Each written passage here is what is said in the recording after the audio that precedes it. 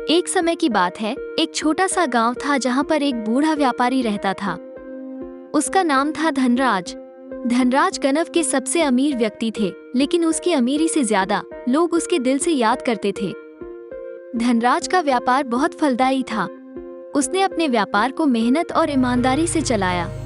उसके दुकान पर लोग न केवल सामान खरीदने आते थे, बल्कि उन्हें उसके सुझाव और उपहार भी मिलते थे। एक दिन एक फकीर गांव में आया। उसने धनराज से कुछ खाने की भीख मांगी। धनराज ने उस फकीर को अपने घर में बुलाकर खाना खिलाया और उसे अच्छे से देखा। फकीर ने धनराज की अच्छी सेवा का शुक्रिया व्यक्त किया और उसे एक वरदान देने का फैसला किया।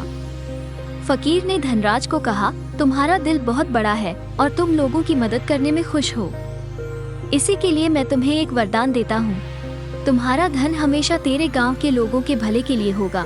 धनराज ने फकीर का वरदान स्वीकार किया, लेकिन उसने इसे दिल से नहीं लिया। उसने सोचा कि इसे कोई फर्क नहीं पड़ेगा, क्योंकि उसे अपने धन पर पूरा भरोसा था। कुछ समय बाद गांव में एक ऐसा समय आया जब लोगों को सुख दुख में साथ देना था। धनराज ने अपने धन का एक बड़ा हिसाब गांव के लोगों की मदद में खर्च किया। उसने स्कूल बनवाए, बेरोजगारों को रोजगार दिया और गरीबों को खाना खिलाया। जब लोगों ने देखा कि धनराज अपने धन का इस्तेमाल उनकी मदद में कर रहा है, तो उनका सम्मान उसके लिए और भी बढ़ गया।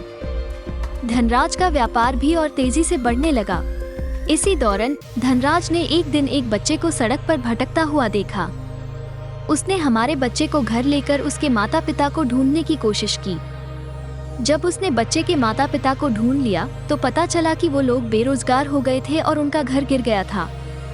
धनराज ने उनको अपने घर में रहने की जगह दी, उनके बच्चों को स्कूल भेजा और उनके माता पिता को अपने व्यापार में रोजगार दिया।